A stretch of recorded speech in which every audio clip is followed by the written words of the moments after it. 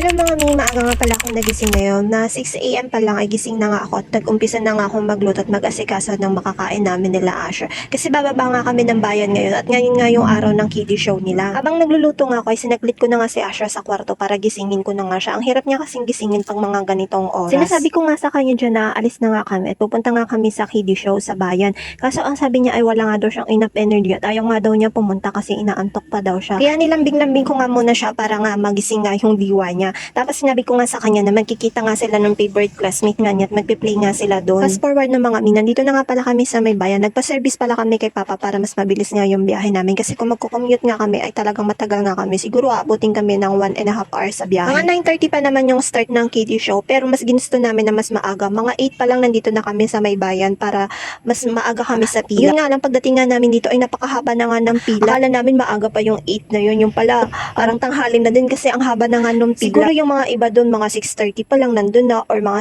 7, lalo na yung mga galing ng Upland. At ito na nga po, Filipino time talaga. Ang sabi kasi 9:30 magi-start. Siguro mga 10:30 na nag-start siya mga mi. Sa sobrang tagal nga ng pag-start at ang aga nga namin dumating ang mga bata ay naboboring na nga din. Gusto na manood ng cellphone, gusto na umuwi ng iba. At ito nga si Asher, gusto na pumunta ng playground. Sabi ko nga sa kanya ay maghintay lang kasi mag-uumpisa na rin at may maganda nga palabas maya. Hindi rin kasi biro yung entrance fee dito mga may kamahalan din kasi. By the way pala, thank you pala sa mga ninong niya at ninang niya, sa lolo at lola niya, tsaka sa tita niya na bumili ng ticket para dito sa entrance. Nabenta ko kasi lahat ng ticket niya, kaya libre na yung entrance namin. I mean, yung napagbentahan, yun na yung naging entrance namin. Hindi ko na kailangan bilhin pa yung ticket.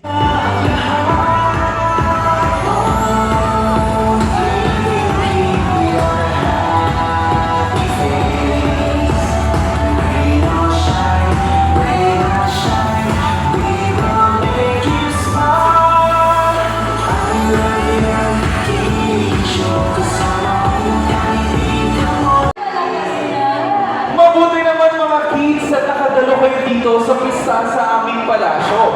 Alam niyo ba mga kids, marami kaming mga inibitang mga espesyal na bisita. Sino-sino dito ang gustong makakita ng Disney Prince at Princesses?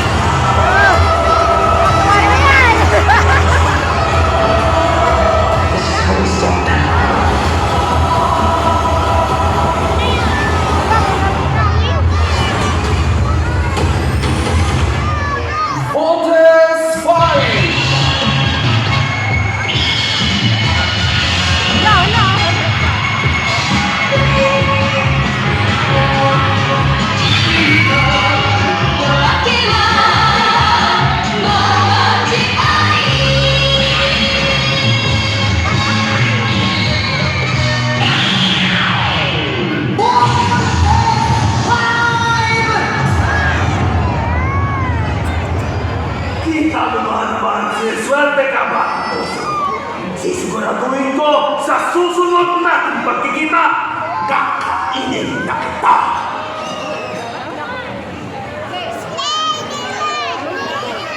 Batang aso, okay ka lang ba? Hindi mo na awan! Pagsina mo naman to! Pagpikpik natin ah! Isa! Dalawa! Tatlo!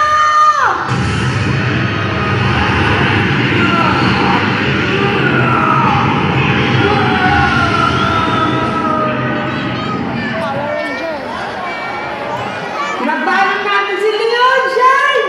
Tama ka rin! Yay! Asan nga pala si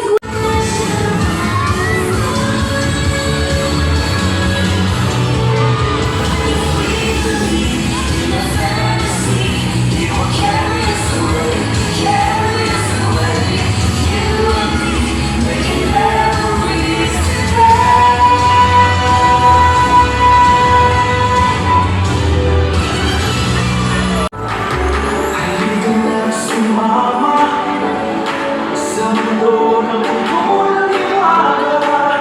Mga bata o matanda, mahuhulog ang saya. Iba't ibang mga kwento ang dala, kapulutan ng At doon na nga po nagtatapos ang Yan Kiddie Show. Sobrang na-enjoy naman po ng mga bata yung Kiddie Show, lalo na po si Asher. Yun lang. At kung nagustuhan yung aking video, please follow and like. Thank you. Love you more. Keep safe everyone.